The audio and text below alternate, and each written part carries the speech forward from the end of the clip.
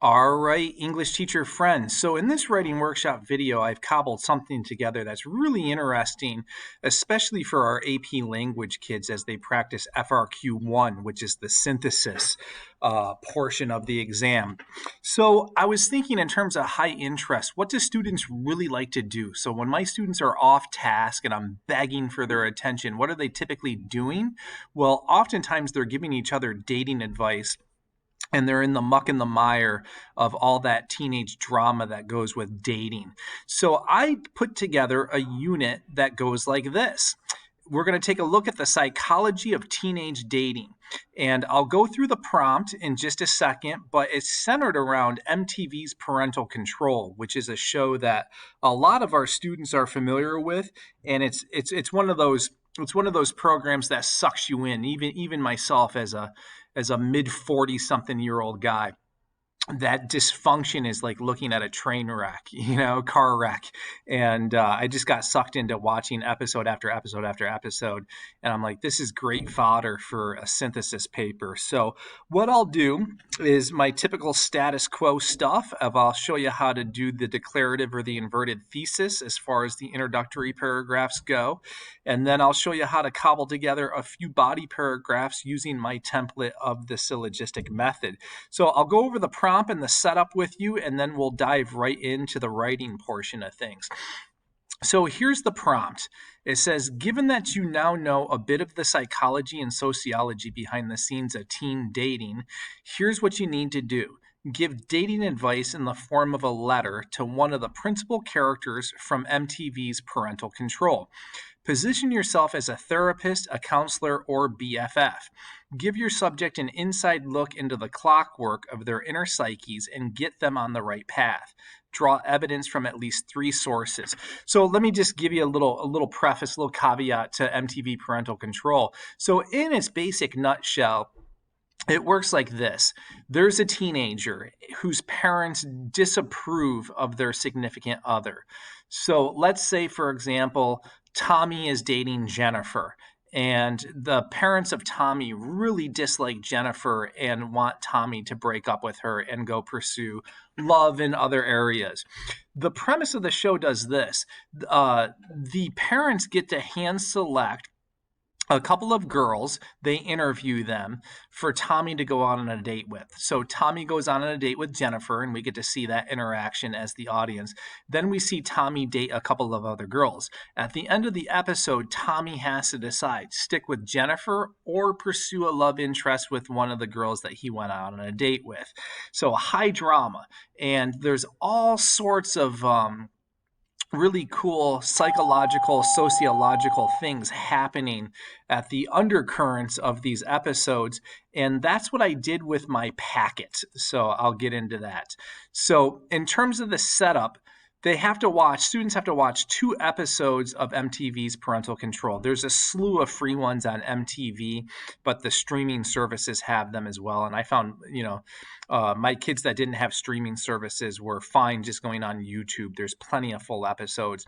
So after watching those 2 episodes and reading and annotating the source packet, students participated in my discussion modality called Plato's Plato discussion.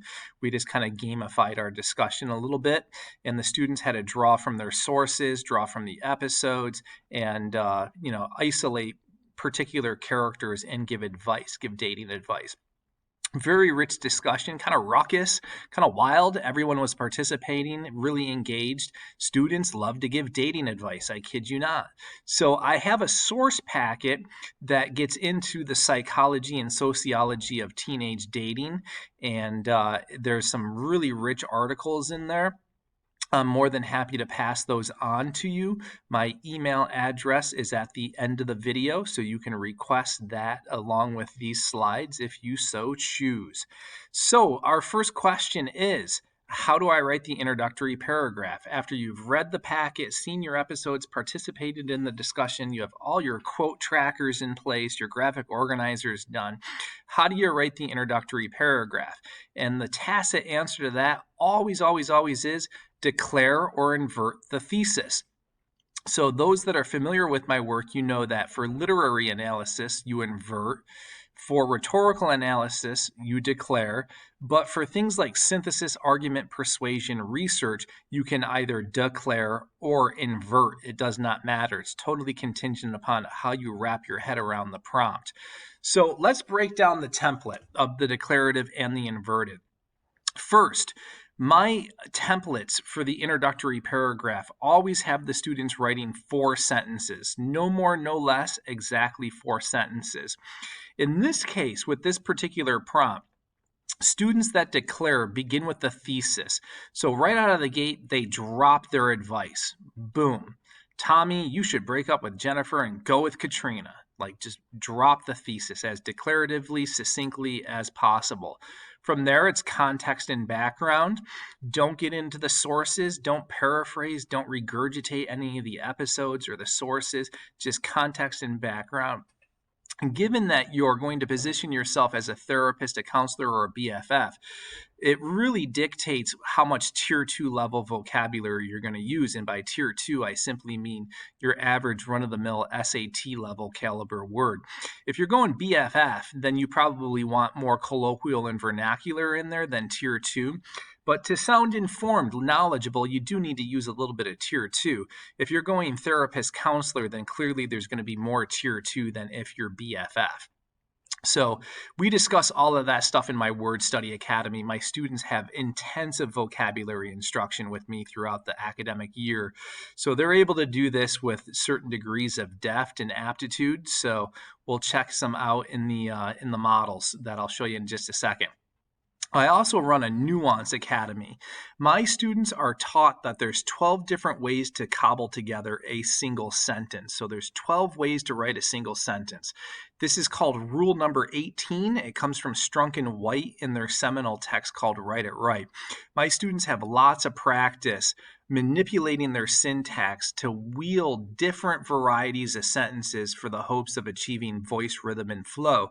So hopefully in the samples, the exemplars that you see, you'll see my students ripping some sophisticated sentences in order to achieve that suppleness that we want, to break the droning rhythm that stacking independent clauses and short, simple declarative sentences have of that da-dot, da-dot, da-dot, da-dot, da-dot, da-dot kind of rhythm that recurs over and over and over again.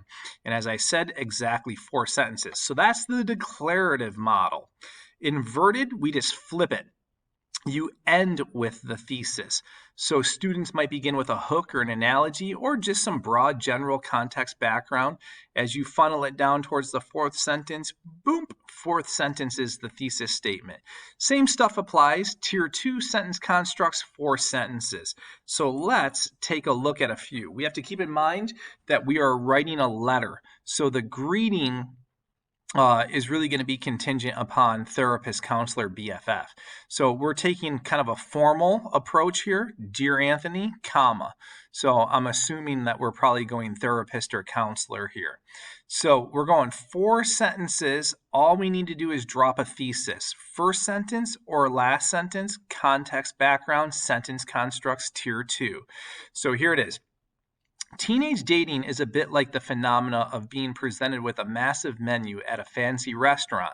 Most people would select a dish that they are familiar with instead of going out on a limb to try something new. So clearly we're starting with the hook or the analogy. We're making this juxtaposition between a massive menu and teenage dating. So let's see where this goes. That's a catchy opening line. An unconscious mental model of attachment is at play here, and believe it or not, the same type of consideration comes into play when we choose our significant others. Whether we grew up with ideal parents like June and Ward Cleaver, or within the walls of sheer dysfunction, we tend to date what we know. Given this, I choose a partner who's very different in every aspect of life from your mother. So the advice comes in the last sentence. So this is a classic inverted thesis. Now look at what this does, what this student does here. So clearly they're taking on the position or the role of a therapist or a counselor. You have to use some of the theory from the articles, from the sources. So when they're talking about an unconscious mental model of attachment, Right. They're drawing from the source material. And to sound like a therapist or a counselor, you have to use the language of a therapist or a counselor. So the kids that are going this route, it's very important to get a little theory into the introduction. I like how it also swings a little colloquial at times, a little informal. June and Ward Cleaver reference. I have no idea how a teenager knows that reference, but they did. Vocab is up without overdoing it, but I like how it's offset by things like going out on a limb. And most people would select a dish that they are familiar with, right? So it's not total geek out tier two overload, right? The idea is don't overuse big words. Some kids have this notion that the more $1,000,000 words they use, the better they're writing. Even though this is a professional therapist or counselor, stay in your wheelhouse, but make it sound professional. And this does, with that teeter-totter balance of the colloquial, the vernacular, and the tier two. Check out the sentence construct. So that first sentence is quite a doozy, followed by that second sentence, and then things get a little more simple as they go. Great voice, rhythm, and flow. This kid's out of the gate with blazing speed with an inverted thesis. 4 sentences. Number 2, Dear Jimmy. It is very common for some teenagers to experience the opossum effect when it comes to their early dating years. All right, so we haven't given the advice yet, so I'm expecting that to come fourth sentence, but we're anchored in theory. In this stage of development, teens have very passive identities and are more or less people pleasers and seldom assert their wills. Teens that get stuck in this state of moratorium usually become doormats in relationships unless they couple with a like-minded individual. With this in mind, and here comes the advice, here comes the thesis, I highly suggest you date Katrina given her temperament and inclinations. It's good, solid professional advice, and it's following the exact same paradigm as student number 1. Vocab's up, anchored in theory. Sentence constructs aren't as advanced as number 1, but it's totally fine. There's nothing running parallel. There's no redundancies. It doesn't sound da-da-da-da-da-da-da. So it's nice, supple, flowing, and good voice rhythm flow all the way around. And it's equally as good as number 1. I like the theory in here, the state of moratorium, the opossum effect. Really, really good. Have very passive identities, right? Sounds like a therapist all the way. So here's another one. Good morning, Lisa. Most parents deem parallel play to be an important facet in the development of their young child, hence all the play dates in early childhood. So this one's inverting too. And here's something that we found, right, through Bob Rossing our instruction. The kids that went the therapist route tended to invert. The kids that went BFF were very blunt, direct, and just gave the advice declaratively in the opening sentence. So it really depends upon which stance you're taking. As to no surprise, some kids do better in these social situations than others. And believe it or not, these tendencies follow individuals well into their teen and adult years. For some, this is simply a crisis of intimacy versus isolation. Given how egocentric and narcissistic you are, I strongly advise you not to date until you come to terms with these personal issues. Whoa, Lisa just got truth bombed right here. Given how egocentric and narcissistic you are, I strongly advise you not to date until you come to terms with these personal issues. And I gave my students permission to use first person because it's a letter and it suits the rhetorical purpose. So I opened the floodgates to that. I told them just don't overdo it. I don't want to see I throughout your paper. You got to distance yourself from the I, but dropping it once or twice is totally fine. Exact same thing as 1, 2, and 3, all the same. Inverted theses, 4 sentences, sentence construct, tier 2, anchor in the theory, and off and running you are. Number 4, going to do the same. We have a short, succinct Lisa, comma. So we'll have to see if there's a gravity to this one. If you walk through any high school, it's a bit like going to a costume party. It's not uncommon for adolescents to try on a bunch of masks until they find one that fits the person they are aspiring to become. In essence, it's a simple state of identity crisis. For this reason, it is not uncommon for a teen to go through a goth phase that lasts a few months, or they may even oscillate between orange, black, blue, and green hair. The advice comes in the last sentence. My advice to you is this. As you are trying on a modicum of masks, keep things casual and go out on as many dates as possible. So that's very cool. The advice comes last sentence again. So again, this is the importance of Bob Rossing your instruction. Kids were able to do this off of seeing my models and exemplars. And as I was writing this assignment, I just found, and I said it earlier, when I was positioning myself as counselor therapist, I inverted. When I was BFF, I kind of coin flipped it, but I found it easier to declare when I was playing the role of BFF. And it's too brusque, it's too harsh sounding to declare the thesis as a therapist or a counselor. I found in my experimentation with this. Of course, as you Bob Ross your own instruction, if you can make it work, make it work. So here's one. Hey, Kurt. So this sounds like BFF material, right? I don't think a counselor would or a therapist would say, hey, Kurt, have you ever driven to the store and had to choose between some nice barbecue chips or some new chips that you've never tried before? All right, so this is definitely, I hope, going to be BFF if we're talking about potato chips, right? I don't think a therapist or counselor would go this route with this hook or an analogy. Teenage dating is a lot similar to that in many discrete aspects. Teens tend to date and get involved in relationships with people who have similar characteristics to their parents. And given how dysfunctional your mother is, I highly suggest that you run like hell whenever you see mommy red flags in a prospective partner. And again, note how colloquial this gets, right? Mommy red flags in air quotes, right? So don't be the type of kid that gets sucked into the hornet's nest of dating a girl who has mommy issues. And you in particular, Kurt, have some potential mommy issues. So steer clear. Exactly 4 sentences inverted. So 5 for 5, we've done inverted. And I found in running this writing workshop with my students that probably 9 out of 10 of them inverted. It just seemed to be the easier, softer way to go. Here's another one. Hey, Lauren. So again, I'm assuming BFF. Dating during one's teenage years is like picking a single game to play at an arcade. Naturally, one would tend to lean towards games that they are familiar with and therefore what they think they would do well with, which is the work of the subconscious decision-making processes in our brains and a phenomena called attachment theory. So even though they're BFF, they're following the same model. Get a little theory in there. In relation to dating, a teenager would very likely choose to date someone that reminds them of their parents or the people that they were surrounded with in childhood. Given this and your subsequent daddy issues, I'd advise you to not date any boys that have your father's temperament or character traits. And this is perfect for BFF, right? The language suits the rhetorical purpose. And all of these students did a fantastic job cobbling together an introductory paragraph housing the thesis. And again, all of them are inverted.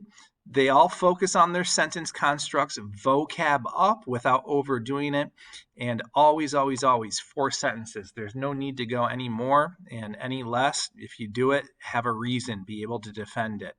So that's it for the introductory paragraphs. Hopefully that's, I think there were 6 there. Hopefully that demystifies the process for you and your students, and they can execute it. So as you can see, the articles that I have are pretty pithy, right? So I designed this for an AP language audience. You could do it on level, I'm sure. You might want to substitute some of the articles. A couple of them are really, really dense. Erik Erikson kind of stuff, Piaget, a little heavy on the psychology and the sociology, but put it together however you want. So the next question becomes this. How do I write the body paragraphs? For those that are familiar with my work, I say every time, proceed syllogistically. So Aristotle invented the syllogism. It's his brainchild. He ran a school called the Lyceum, and the rich aristocratic boys would go there to learn about polemics, oration, debate, word wrangling, wordsmithing, and they would grapple with big essential questions like, what is justice? And in the seminal text, Plato's Republic, they grapple with that question page after page after page after page.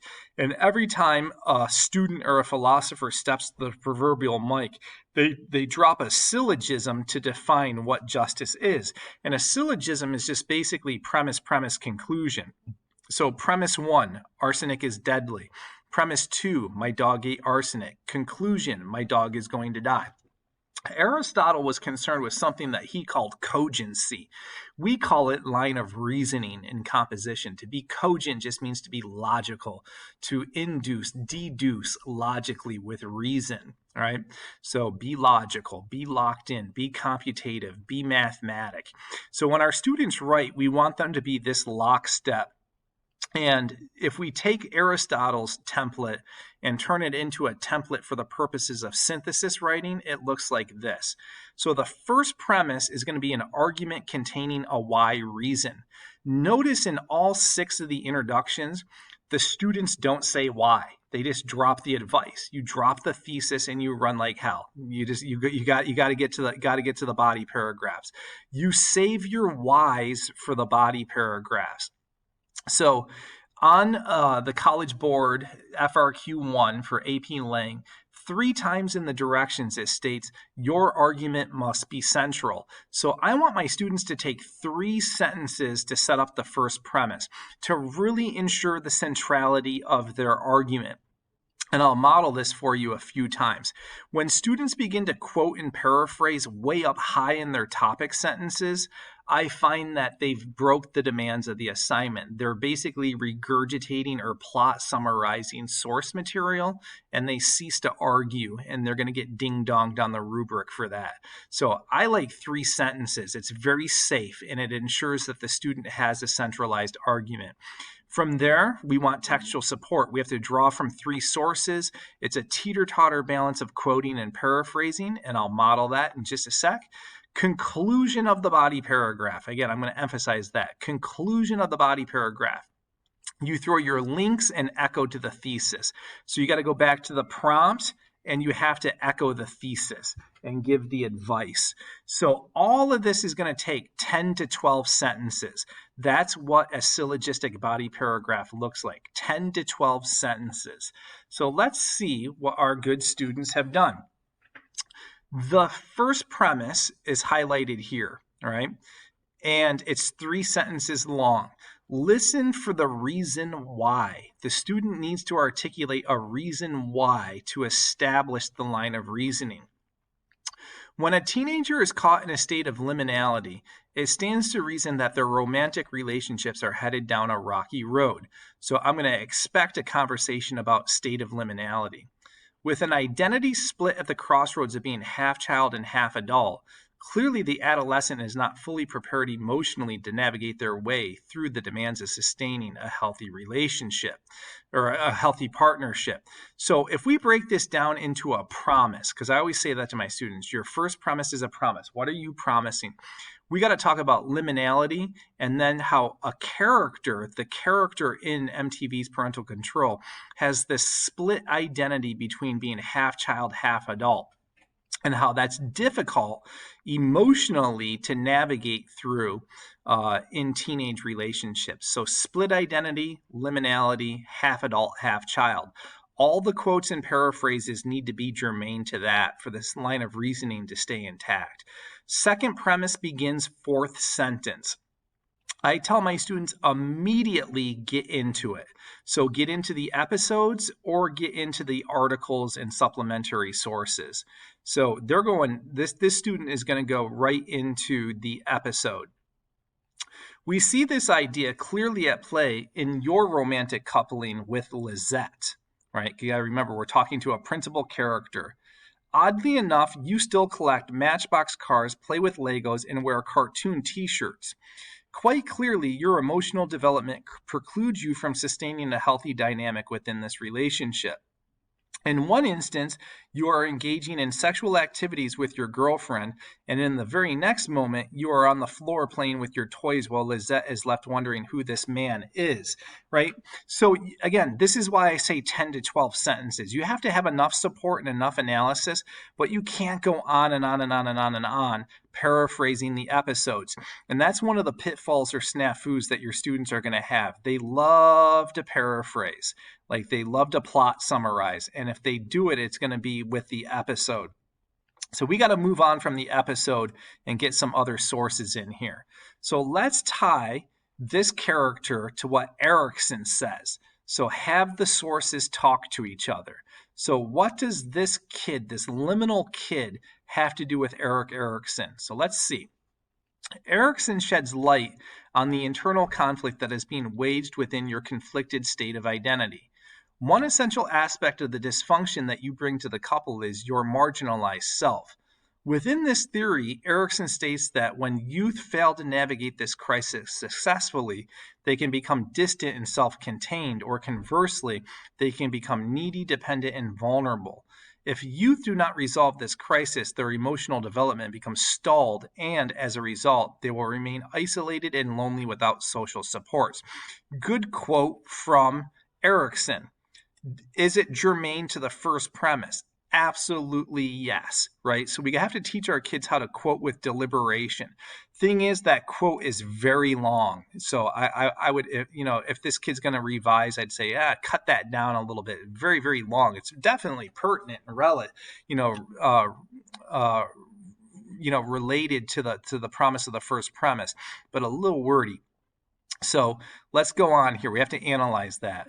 Along a similar line of thinking, Marcia believed that certain situations and events called crises serve as catalysts prompting movement along this continuum and through the various identity statuses, right? So cool. All of our quotes are dealing with that half child, half adult. I would love to see a little bit more analysis of that big gargantuan quote. That's why I don't like big quotes, because this kid kind of quote dumped a little bit. The writing is superb, but it's a little tad bit of a quote dump. I kind of want one sentence to unpack that quote a little bit before going into Marcia. That would be my only beef with this. So let's see what we do in the conclusion. So we got Erikson, we got Marcia, we got our character. Let's tie it all together. Go back to the prompt and go back to the thesis. You are trapped in the infancy of crisis. As such, you are neither here nor there in terms of being able to navigate the adult world, and it is clear that your relationship with Lizette is further retarding your progression into the next stage of development. For these reasons, it is very evident that you should not be dating at all. You're not ready yet. So do you see how you end with the thesis again? You go all the way back to the prompt, all the way to the thesis. We have to give advice. We're a therapist, we're a counselor, we're a BFF giving advice. So our advice comes in that last sentence. Now let's go back. Did we talk about liminality and that split between child and adult, that emotional turpitude in being half a child, half an adult? All the paraphrasing of the episode is about that. Erikson and Marcia are about that. The conclusion is about that. We didn't talk about anything extraneous. It stays very focused. Line of reasoning is intact from start to finish. It's well done, right? One glitch with that big gargantuan quote, but that's why I'm not a fan of the big quote. So what do I do next? Well, you bust out another syllogism. So you're going to take 3 sentences to set up that first premise. 4th sentence, you get into your textual support.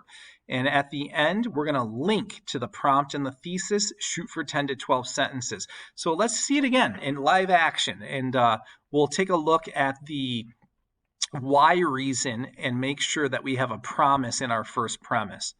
The concept of magnetism often finds itself creeping into our relationships, unbeknownst to most of us. So we just promised we have to talk about the concept of magnetism now. So I want quotes and paraphrases about that down here. Within this psychological phenomena, one person in the couple seeks the kitten licks they did not receive from one or both of their parents in childhood. So, all right, a kid did not get the love, the attention that they saw in childhood, so now they're seeking it out from their partner. All right, so we defined magnetism. So we need quotes and paraphrases about that. As such, a man may be looking for mother love in a romantic partnership and vice versa. Such a dynamic could clearly thwart the formation of a healthy union. All right, let's get into the second premise. So let's start quoting or paraphrasing. You can get into the episode or you can get into the articles. Most of my students found that it was easy to go article or go episode article. So most of my students started with the episode. They would paraphrase a little bit of the character in the episode and then tie in the source material. And with my models and exemplars, I did the same thing. We especially see this concept at play with you and Lisa. Quite clearly, Lisa is a carbon copy of your mother. All right, we're tied. We were talking about concept of magnetism. So our paraphrase is connect. From physical characteristics to idiosyncrasies, from the manner in which both women babysit you to the manner in which they dress, it seems as if you definitely saw a girlfriend in your mother's making. So this is all germane to the promise of the first premise. We can't talk about anything else. There is a caveat and a pitfall in pursuing these types of unions. However, as Harville Hendricks notes, right, because we were going to try to get a couple of sources in here, let's see what Harville Hendricks has to say. All too often, though, we end up reliving the patterns that hurt us in the first place. All right, let's analyze that. So how do we repeat patterns? How is this character repeating patterns? If we're analyzing that quote with fidelity, we have to go there. Your mom is alcoholic and did not get sober until you were 15. Much of your childhood was spent caretaking your mother and enabling her dysfunction. Lisa, as you can see, has similar unhealthy habits in that she struggles with her bulimia. Just as you did with your mother, you are super codependent and think that you can fix your girlfriend. All right, are we keeping the promise of the first premise?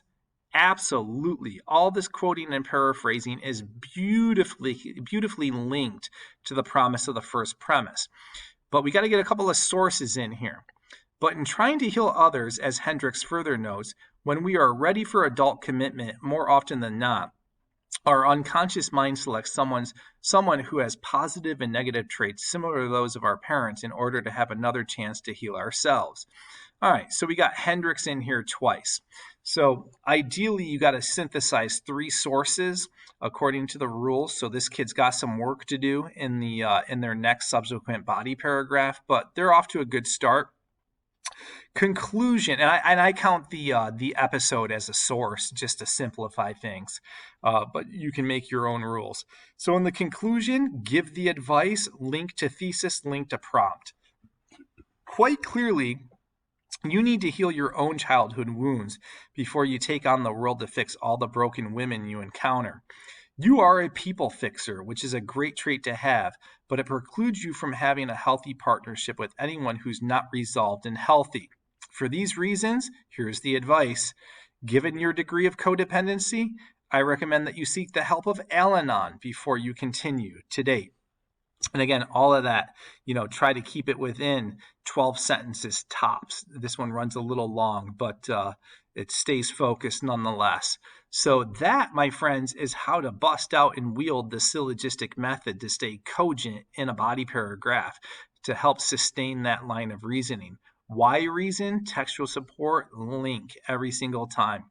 So here's the kicker. If you want to try your hand at running this writing workshop and would like these slides to accompany your teaching, feel free to give me a email at teachingwritingcoach@gmail.com. And then to learn about my professional development offerings, you can go to www.teachinghowtowrite.com. So I'm linked up with the National Writing Project. I'm a lead teacher there and offer a slew of professional development, everything from my Teach It Right 5-week mastermind to my one-off series on alternative grading methods, teaching line of reasoning through children's stories, my AP strategies for success, Word Study Academy, Nuance Academy, you name it. So it's all there, and you can check it out on my website. So hopefully you enjoyed this one and your students enjoy it as well, especially as much as my students did. So for now, happy teaching, happy writing.